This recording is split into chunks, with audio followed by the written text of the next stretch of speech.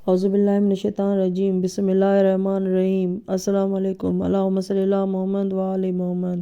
حضرت ابراہیم علیہ السلام کا زمین نجف اشرف کو خریدنا۔ بروایت علامہ مجلسی، حضرت ابراہیم علیہ السلام کی وفات کا جو زمانہ آخری قریب آیا اور صرف چند سال باقی زندگی کے رہ گئے تو وہ اتفاقاً یا عمداً سرزمین نجف پر تشریف لائے۔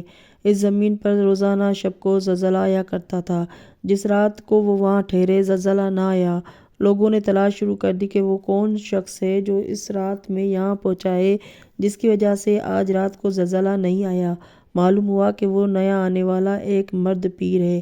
دریافت سے معلوم ہوا کہ وہ نبی خدا حضرت ابراہیم علیہ السلام ہے۔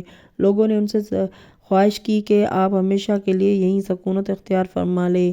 انہوں نے فرمایا کہ اس کا کوئی امکان نہیں ہے، البتہ یہ ہو سکتا ہے کہ نجف اشرف کی سرزمین تم لوگ میرے ہاتھ فروخت کر دو تو اس سے یہ فائدہ ہوگا کہ جس طرح میرے قیام سے یہاں کا زلزلہ رک گیا ہے اسی طرح ہمیشہ رکا رہے گا۔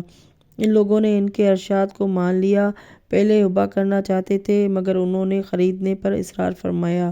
بالآخر 7 گوسفند 4 دراز گوشت کے عوض میں اس زمین کو خرید دیا اور زلزلہ ہمیشہ کے لیے رک گیا۔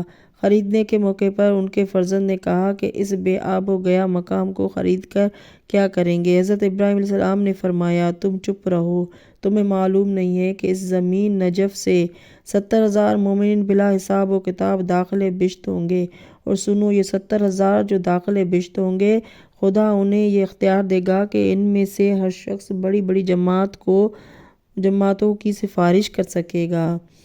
حضرت ابراہیم علیہ السلام نے بارگاہ خداوندی میں جناب سارہ کی استدعا پر درخواست کی تھی کہ اس وقت تک مجھے موت نہ آئے جب تک میں خود خواہش نہ کروں، اور خداوند عالم نے اس درخواست کو منظور فرما لیا تھا۔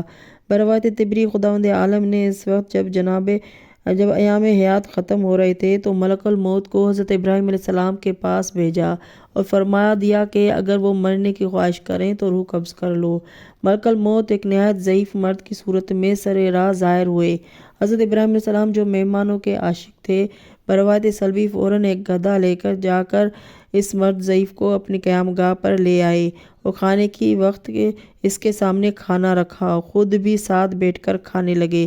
اس مرد ضعیف کے بدن میں شدید قسم کا ارتعاش اور لرزہ تھا، وہ کھانا کھانے سے مجبور معذور تھا۔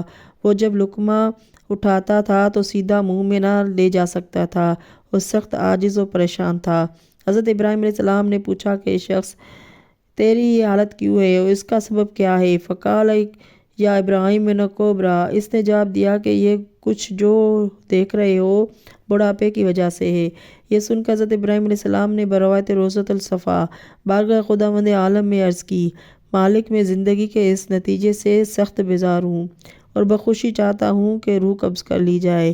یہ سنتے ہی ملک الموت نے آپ کی روح مبارک قبض کر لی اور آپ بروایت مسعودی یعقوبی اور رائس سلبی منگل کے دن ماہ آب کے 10 تاریخ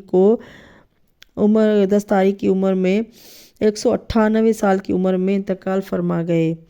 ایک روایت میں ہے کہ آپ بیمار رہے اور 25 یوم بیمار رہ کر محرم کی 9 تاریخ کو اور دن پنجشنبہ انتقال فرما گئے۔ حضرت ابراہیم علیہ السلام کی اولاد۔ مورخ طبری کا بیان ہے کہ حضرت ابراہیم علیہ السلام نے جناب سارہ علیہ السلام کی زندگی میں بی بی ہاجرہ کے علاوہ اور کوئی نکاح نہیں فرمایا تھا۔ پھر جب وہ انتقال فرما گئیں تو انہوں نے ایک کنعانی عورت سے نکاح کیا جس کا نام قطورہ بنت یفترہ تھا۔ یعقوبی طبری میں ہے کہ اس عورت سے 6 فرزند پیدا ہوئے جن کے نام یہ ہیں: زمرن، یکشن، مدین، نشاک، شوہ، یاسری۔ اس طرح حضرت ابراہیم علیہ السلام کی 3 عورتوں کے بطن سے 8 فرزند متولد ہوئے جن کی نسلیں خوب پھیلیں، لیکن بروایت روضۃ الصفا حضرت اسماعیل علیہ السلام اور حضرت اسحاق علیہ السلام کے علاوہ کوئی بھی شرف نبوت سے مشرف نہیں ہوا۔ اللہم صلی اللہ محمد و آل محمد۔